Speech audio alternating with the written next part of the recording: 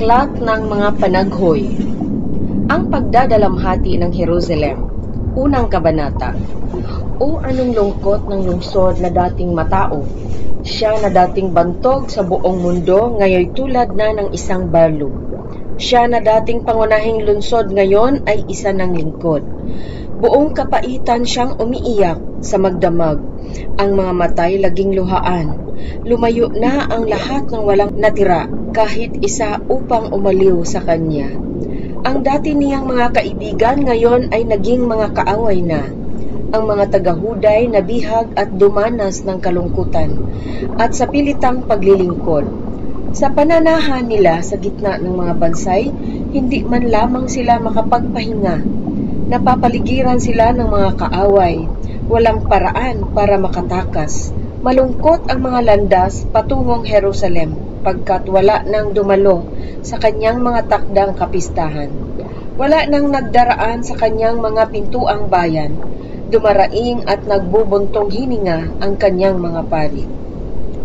Pinagmamalupitan ang mga dalagang mang-aawit sa templo. Napakapait ng sinapit niya.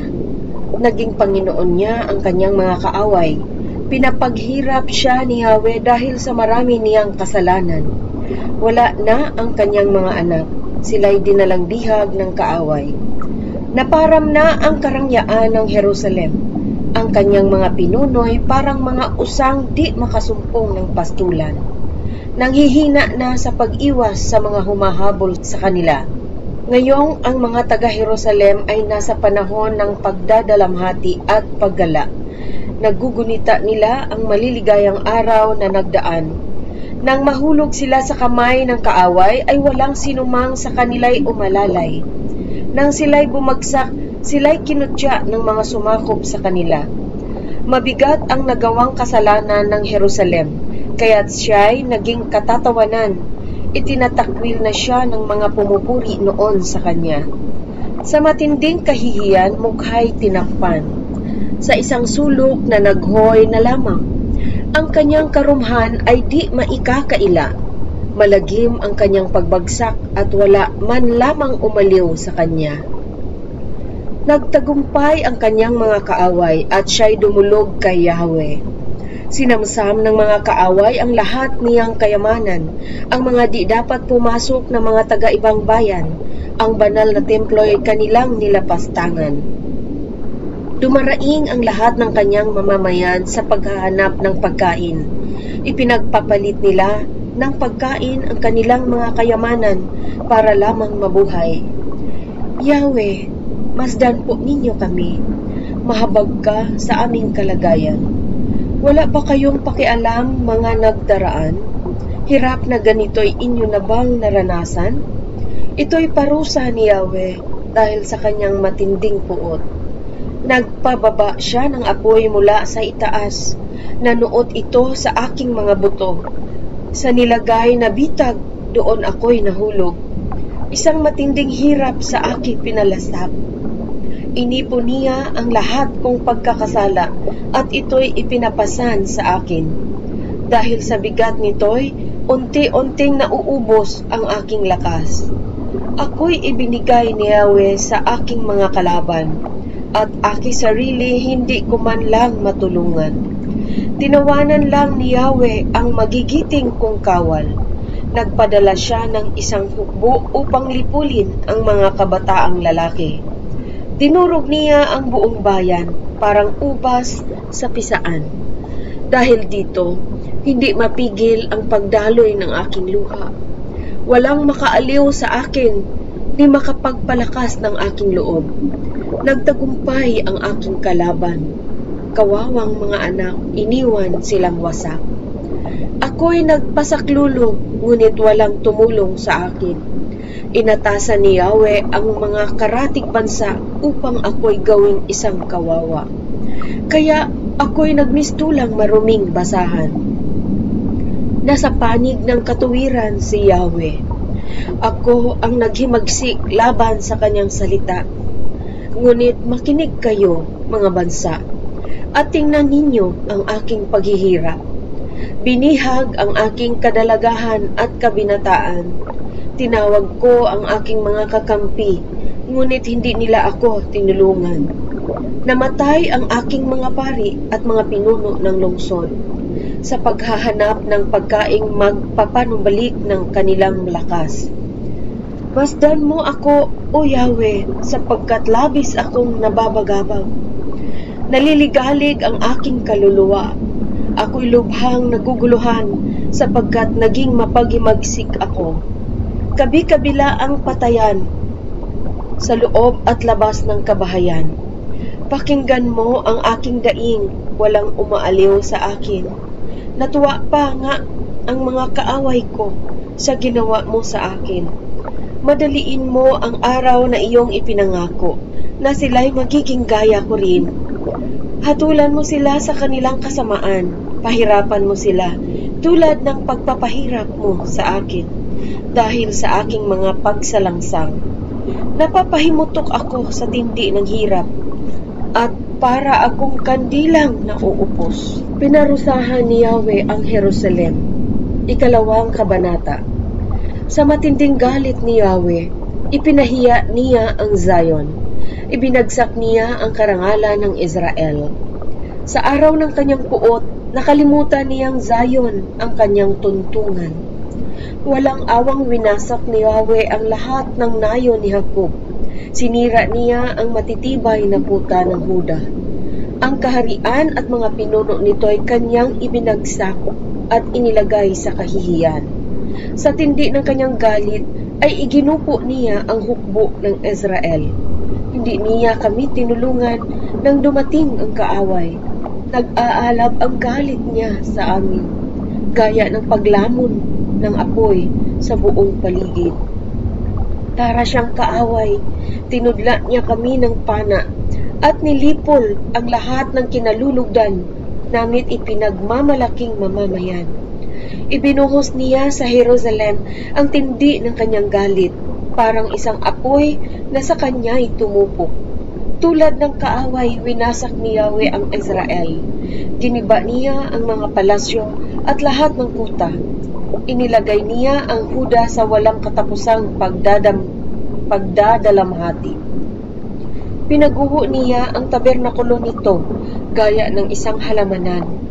Winakasan ni Yahweh ang mga itinakdang pista at araw ng pamamahinga. At itinakwil niya ang mga hari at mga pari dahil ang kanyang galit ay matindi. Itinakwil ni Yahweh ang kanyang altar, tinalikuran ang kanyang templo. Ipinagiba niya sa mga kaaway ang mga pader nito.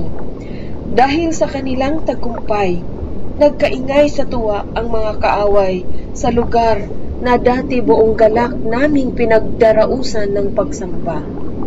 Ipinasya ni Yahweh na wasakin ang pader ng Zion. Itinakda niya ang ganap na pagkasira nito. Hindi niya iniurong ang kanyang balak na pagwasak. Ngayon, ang muog at ang kuta ay nakaguho. Gumuho na rin ang mga pintuang bayan. Bali ang mga panaran nito, pati na rin ang mga tarangkahan. Nangalat sa mga bansa ang kanyang hari at mga pinuno. Wala nang kautosang umiiral at wala na ring pangitain mula kay Yahweh ang kanyang mga propeta. Tahimik na nakalugmok sa lupa ang pinuno ng Jerusalem. Naglagay sila ng abo sa ulo at nakasuot ng damit panluksa. Ang mga dalaga sa Jerusalem ay nakaluhod, ang mukhay halot sayad sa lupa. Namumugto ang mga mata ko sa kaiiyak. Bagbag na bagbag ang aking kalooban. Matindi ang pagdadalamhati ko dahil sa kapahamakang sinapit ng aking bayan. Nakahandusay sa mga lansangan ang mga bata at ang mga sanggol. Nag-iiyakan sila at patuloy na humihingi ng pagkain at inumin. Nanlulupaypay sila na parang mga sugatan sa mga lansangan. Unti-unting nangangapos ang mga hininga sa kandungan ng kanilang mga ina. Ano ang masasabi ko sa iyo, O Jerusalem, Jerusalem, lungsod na pinakamamahal ko? Saan kita maitutulan upang ikay aking maaliw? Sapagkat sinlawak ng dagat ang iyong kasiraan. tila wala ng pag-asa. Ang sinasabi ng inyong mga propeta ay pawang kasinungalingan. Dinadaya nila kayo sa hindi nila paglalantad ng inyong kasamaan. Pinapaniwala nila kayo na hindi na inyo kailangang magsisi sa inyong mga kasalanan. O lungsod ng Jerusalem, hinahamak at pinagtatawanan ng lahat ng nagdaraan. Sinasabi nila, ito ba ang lungsod na huwaran ng kagandahan? Ito ba ang kagalakan ng lahat ng bansa? Iniismiran ka ng iyong mga kaaway at kanilang sinasabi, nawasak na rin natin siya. Sa wakas, bumagsak din siya sa ating mga kamay. Isinagawa nga ni Yahweh ang kanyang balak. Tinupad niya ang kanyang banta. Walang awa niya tayong winasak.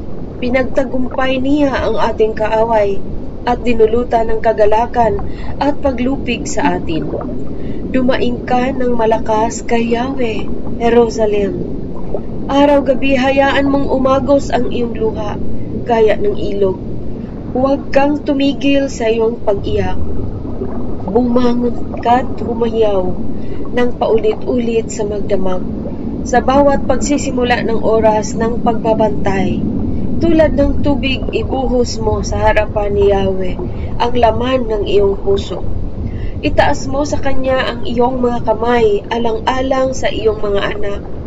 Nanlulupaypay sila sa gutom, nakahandusay sa mga lansangan. Yahweh, tingnan mo kung sino ang iyong pinaparusahan. Matuwid bang kainin ng mga babae ang kanilang supling, na sa kanila rin naman ang galing?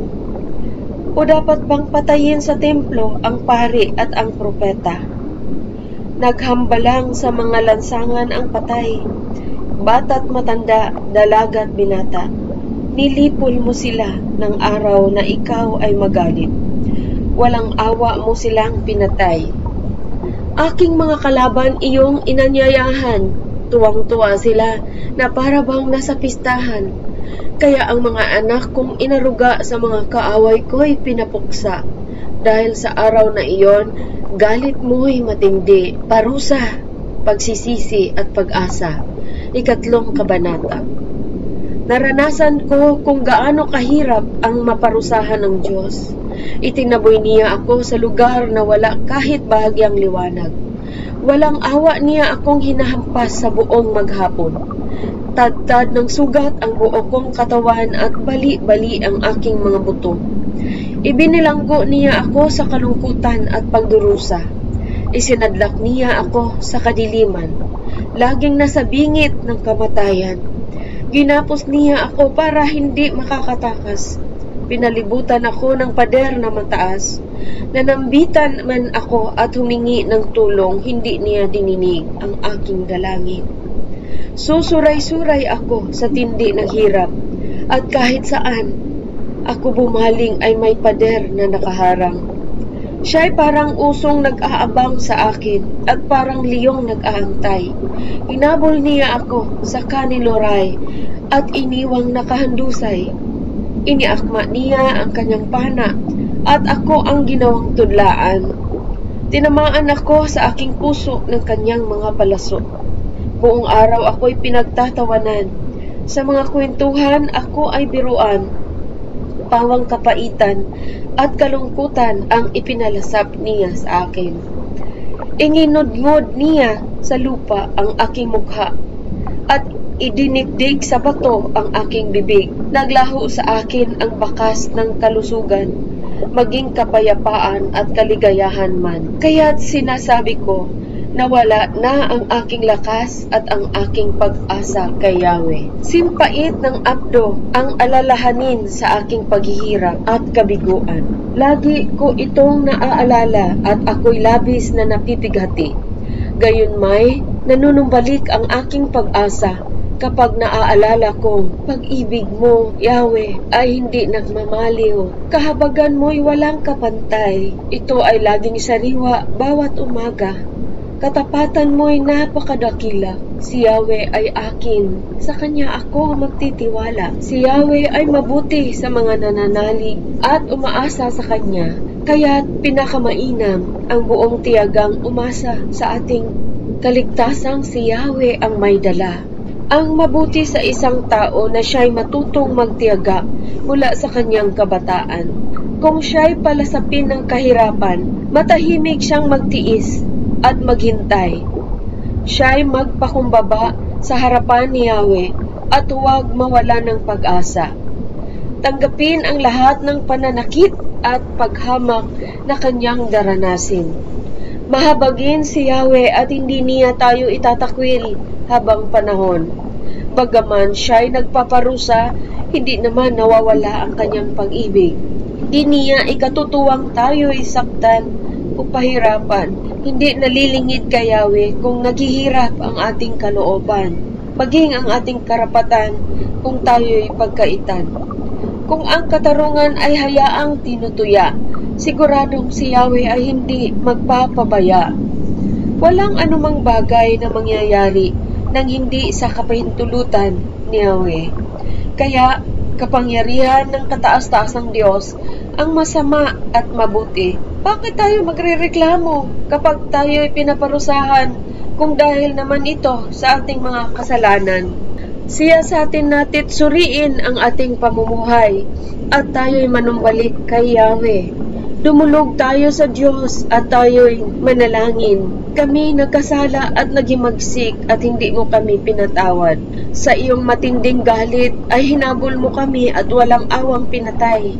Ang galit mo ay tila makapal na ulap na hindi malampasan ng aming mga dalangin. Ginawa mo kaming tambakan ng kasamaan ng sanlibutan. Kinukutya kami ng aming mga kaaway. Nagdaan na kami sa pagkawasak at kapahamakan. Naranasan namin ang mabingit sa panganib at manginig sa takot. Hindi mapigil ang pagbalong ng aking mga luha dahil sa kapahamakang sinapit ng aking bayan.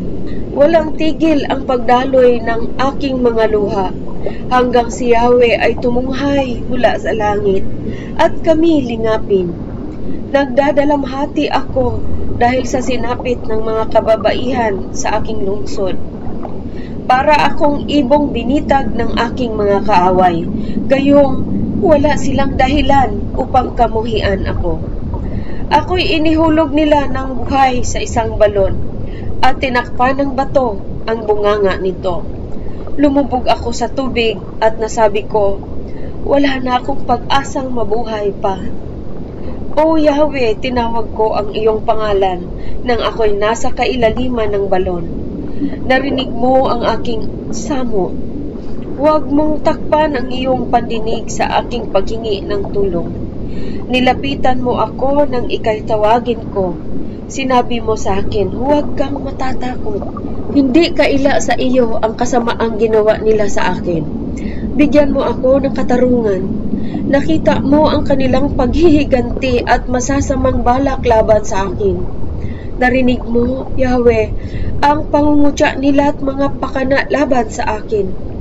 Nagsasalita at nag-iisip laban sa akin ang mga kaaway ko. Ulang umaga hanggang gabi, kanilang panunuyay walang pasintabi. O Yahweh, parusahan mo sila ayon sa kanilang ginawa.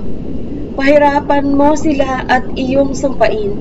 Habulin mo sila at iyong lipulin. Naganap ang pagpaparusa sa Jerusalem. Ika-4 na kabanata. Kupas na ang kinang ng ginto. Nagkalat sa lansangan ang mga bato ng templo. Ang mga ipinagmamalaking kabinataan ng Jerusalem ay kasing halaga ng lantay na ginto. Ngunit ngayon ay para na lamang putik na hinuhugisan ng magpapalayo. Kahit mga asong gubat ay nagpapasuso ng kanilang mga tuta. Subalit ang aking bayan ay naging malupit, gaya ng mga ostrich na kanilang mga inakay. Namamatay sa gutom ang mga batang pasusuhin. Namamalimos ang mga bata, ngunit walang magbigay ng pagkain. Ang mga taong dati sagana sa pagkain dahil sa gutom ay namatay na rin. Ang dating mayayaman ay nahahalungkat, umaasang sa basurahan ay may mabubulatlat.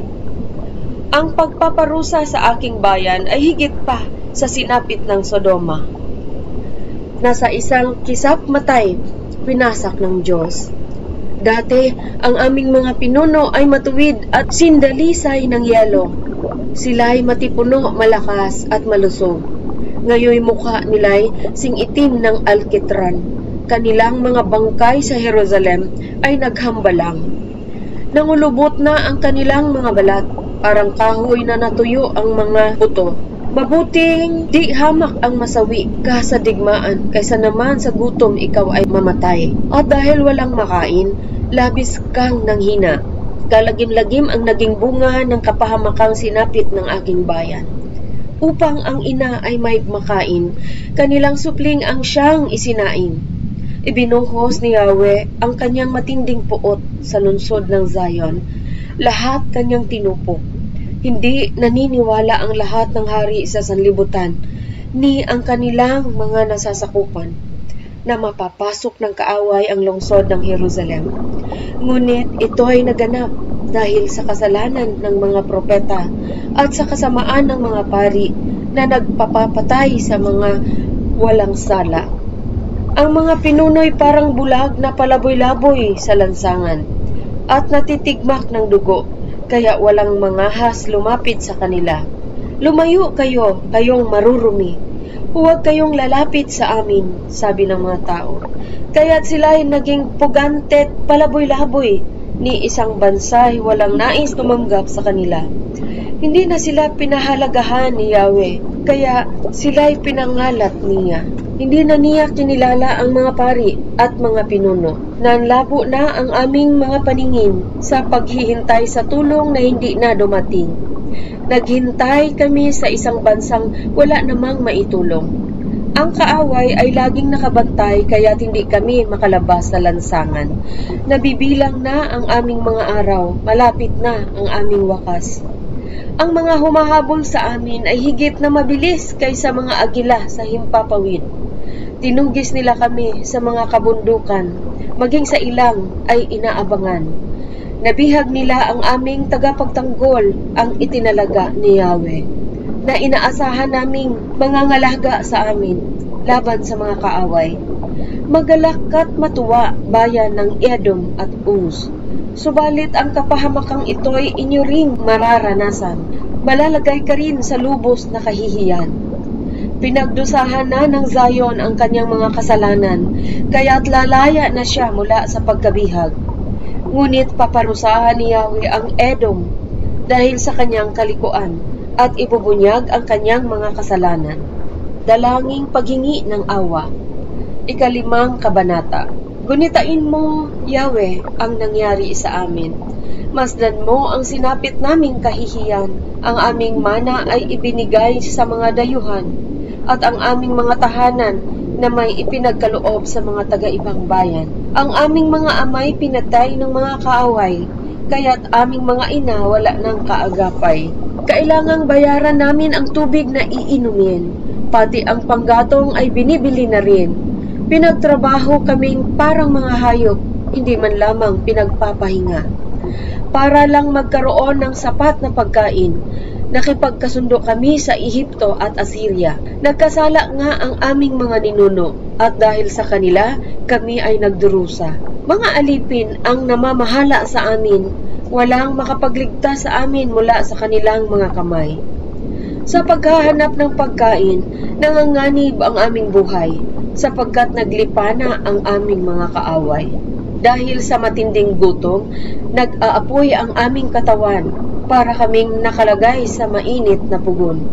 Ang aming mga asawa ay ginahasa sa Zion.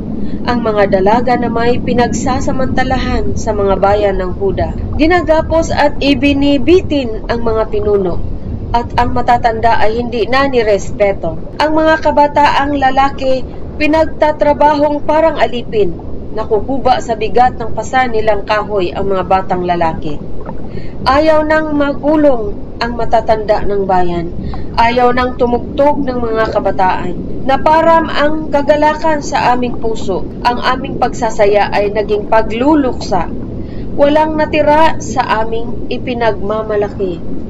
tayo'y nagkasala kaya tayo'y nagdurusa. Nanlupaypay kami at nagdilim ang aming paningin.